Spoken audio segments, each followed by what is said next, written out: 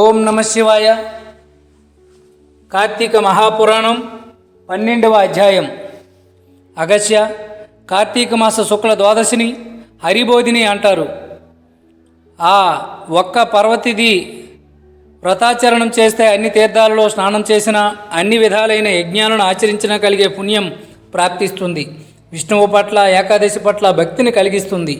సూర్యచంద్ర గ్రహణ పర్వాల కంటే గొప్పది ఏకాదశి.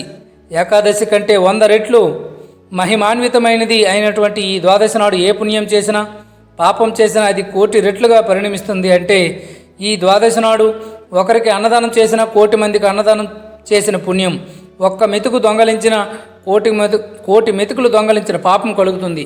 ఒకవేళ ఏ రోజుకైనా ద్వాదశి గడియలు తక్కువగా ఉన్న పక్షంలో ఆ స్వల్ప సమయమైనా సరే పారణకు ఉపయోగించాలి తప్ప ద్వాదశి దాటిన తరువాత పారణ పనికిరాదు. పుణ్యాన్ని కోరే వారెవరైనా సరే ఏ నియమాన్నైనా అతిక్రమించవచ్చును, కానీ ద్వాదశి పారాయణను మాత్రం విసర్జించకూడదు. ఏకాదశి తిథినాడు ఉపవాసం ఉండి మరునాడు ద్వాదశి తిథినాడు దాటిపోకుండా పారణ చేయాలి. తద్వారా కలిగే శ్రేయస్సుని శేషసాయి చెప్పలే గాని శేషుడు కూడా చెప్పలేడు. ఇందుకు అంబరీషుడు కదే ఉదాహరణ.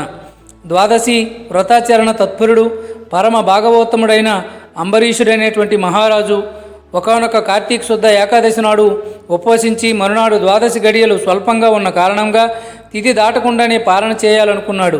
అదే సమయానికి దుర్వాస మహర్షి వచ్చి ఆనాటి అతిథ్యంలో తనకు కూడా భోజనమును పెట్టవలసిందిగా కోరాడు. అంబరీషుడు ఆయనను ద్వాదశి పారణకు ఆహ్వానించాడు. తక్షణమే దుర్వాసుడు స్నానోద్యాశ్రమంకి నదికి వెళ్ళాడు. అలా వెళ్ళిన ఋషి ఎంతసేపటికి మళ్ళీ రాకపోవడంతో అంబరీషుడు ఆతృతపడ్డాడు. ఆ రోజున ద్వాదశి గడియలు స్వల్పంగా ఉన్నాయి. కాలాతీతి క్రమం కాకుండా పాలన చేసి తీరాల్సి ఉంది.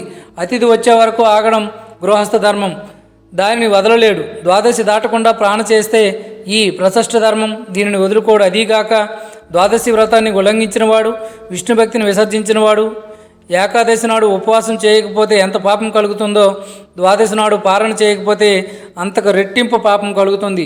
అంతేకాదు, ఒక్క ద్వాదశి పారాణతి క్రమణ వల్ల ఆనాటి వ్రతఫలంతో పాటు కానీ అంతఃపూర్వం చేసినటువంటి 12 ద్వాదశి పారాయణల మహాపుణ్యం కూడా హరించుకుపోతుంది. జన్మ జన్మాంతర పుణ్యఫలం క్షీణిస్తుంది. అన్నింటికన్నా ముఖ్యంగా ద్వాదశ్యతి క్రమంనకు వలన విరోధ భీతి ఏర్పడుతుంది. అందువల్లే ప్రాణావశ్యమైనా సరే ద్వాదశి పారణ చేయడమే కర్తవ్యం. తద్వారా సంక్రమించే బ్రాహ్మణ శాపం వల్ల కల్పాంత దుఃఖమే కలుగుడుగాక. దుర్వాంత సాగరానంతరం కన్నా ద్వాదశి తిరోగమనంతరత్వమే ప్రారణ చేసి హరిభక్తిని నిలుపుకున్నట్లయితే కలగబోయే కష్టాలను ఆ కమలనాథుడే కడతీర్చాడు. ఇలా తన మనస్సులో ఒక నిర్ణయానికి వచ్చి కూడా ధర్మవర్తనుడైన ఈ అంబరీషుడు ద్వాదశి పారాయణార్థం తనను పరివేష్టించి ఉన్న వేద విధులకు తన ధర్మ సందేశాన్ని తెలియజేశాడు. అంబరీషుడు సమస్య వినిన వేద స్వరూపులైనటువంటి ఆ విప్రులు క్షణాల మీద స్మృతి శాస్త్ర పురాణాలన్నింటినీ మననం చేసుకొని మహారాజా సర్వేశ్వరుడైనటువంటి ఆ భగవంతుడు సమస్త జీవాలన్నింటిను జఠరాగ్ని రూపంలో ప్రస్క్రిప్తమై ఉంటున్నాడు. ఆ జఠరాగ్ని ప్రాణవాయువు చేత ప్రజ్వలింపజేయడం వల్లనే జీవులను ఆకలి కలుగుతోంది. దానిని తాపమే కృప్తి పాషా బాధగా చెప్పబడుతూ ఉంది. కాబట్టి యక్తాహారం చేత అగ్నిని పూజించి శాంతింపజేయడమే జీవలక్షణం. జీవులతో స్వీకరించబడే భక్ష్య భోజ్య చోష్య లేహ్య రూప అన్నాదులను వారిని అగ్ని మాత్రమే భుజిస్తాడు.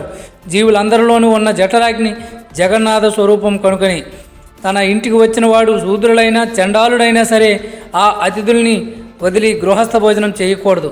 అటువంటి స్థితిలో బ్రాహ్మణుడే అతిథిగా వస్తే అతన్ని విసర్జించడం, అవమానపరచడం వేరేగా చెప్పనక్కర్లేదు కదా. పైగా తననే స్వయంగా పిలవబడిన బ్రాహ్మణుడి కంటే ముందుగా తానే భోజనం చేయడం బ్రాహ్మణావతారమే అవుతుంది. భూసోవరావడం వలన ఆయుస్సు, ఐశ్వర్యం, కీర్తి, ధర్మం నశించిపోతాయి. మనస్సంకల్పాలు సైతం తిరోహితులైపోతాయి. బ్రాహ్మణుడు సర్వదేవతా స్వరూపుడుగా చెప్పబడి ఉండడం వలన బ్రాహ్మణావతారం సర్వదేవతలను అనుమానించడంతో సమానమవుతుంది.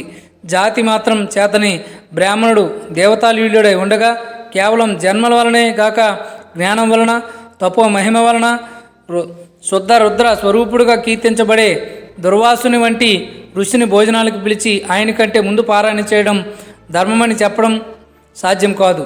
కోపిష్ట అయిన ఆ ఋషి శపిస్తాడనే భయాన్ని పక్కన పెట్టి చూసిన బ్రాహ్మణాది కంటే ముందుగా పూజించడం కీర్తిదాయకమైనటువంటిది కాదు. ధరణిపాల ద్వాదశి పాలన పరిత్యాగం వలన ఏకాదశోపాన్యానికి భంగం కలుగుతుంది. ఆ ఏకాదశి వ్రత భంగానికి పశ్చాత్తాపం లేదు. ఇట్లు బ్రాహ్మణాధిపతి అతిక్రమించడం వలన కలిగే విప్ర పరాభానికి కూడా విరుగుడు లేదు. రెండు సమతూకంలోనే ఉన్నాయి. అంబరీష, పురాకర్మ సురాసారి అయి నీకిప్పుడు రెండు పక్కల నుంచి కంఠ పాశ రజ్ఞులుగా ఉన్న ఈ ధర్మ సంకటం ప్రాప్తిస్తుంది.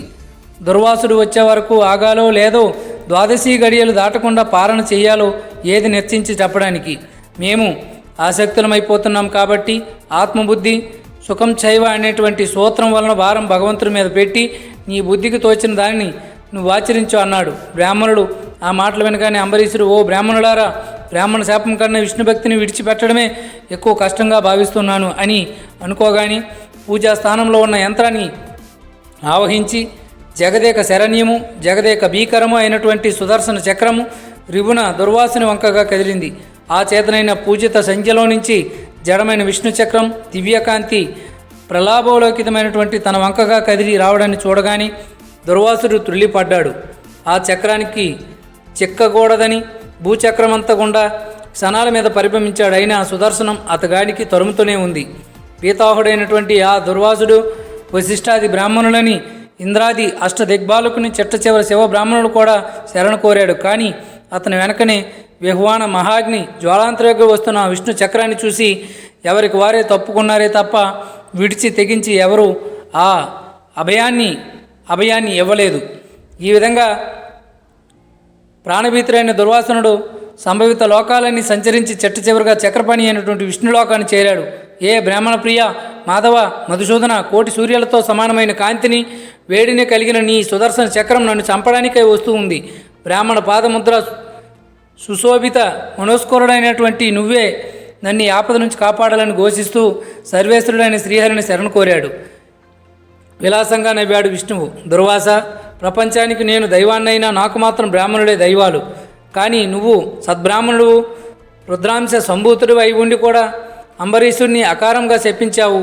పాలనకు వస్తానని చెప్పి స్నానార్థమై వెళ్ళిన నువ్వు సకాలాన్ని చేరుకోలేదు. ఆలస్యంగా రాదలుచుకున్న వాడిని నీ కోసం ఎదురు చూడకుండా ద్వాదశి గడియలు గతించిపోకుండా పాలన చేయడానికి అనుమతినైనా ఇయ్యలేదు. ద్వాదశి దాటిపోవడానికి కొన్ని క్షణాలు మాత్రమే ఉన్న వ్యవధి కాలంలో వ్రత భంగానికి భయపడి మంచినీళ్ళను తీసుకున్నాడే కానీ ఆకలితో నిన్ను అవమానించాలనో కాదు. అనాహరోపి యశస్తం శుద్ధచ్చు వర్ధనాం సదా. జలపానము దోషం కాదని శాస్త్రాలు చెబుతుండగా అదేమంత తప్పని నువ్వు శపించాల్సి వచ్చింది. ఆత్రేయ, నువ్వెంత కటువుగా మాట్లాడినా కూడా అతగాడు నిన్ను వినయపూర్వకంగా శాంతించమని వేడుకున్నాడే, కోపగించలేదు కదా. అయినా సరే ముముక్షులమైన అతగాడిని నువ్వు 10 దుర్భర జన్మాలను పొందాలని శపించావు. నా భక్తులను రక్షించుకోవడం కోసం నీ శాపాన్ని నిమిషంలో త్రిప్పివేయగలను. కానీ బ్రాహ్మణ వాక్యము వట్టిపోయిందనే లోకాపవాదం నాకు కలదు. నీకు కలగకుండా ఉండడం కోసం ఆ భక్తుని హృదయంలో చేరి నీ శపాన్ని శవనీయంగా స్వీకరించి వాడిని నీ శాపాన్ని అంగీకరిస్తూ కృష్ణాష్టమి అన్నవాడే నేనే గాని ఈ అంబరీషుడు మాత్రం కాదు. అతను నేను ఇచ్చిన శాపం సంగతే తెలియదు. కార్తీక మహాపురాణం 12వ అధ్యాయం ఇంతటితో సమాప్తం. ఓం నమః శివాయ.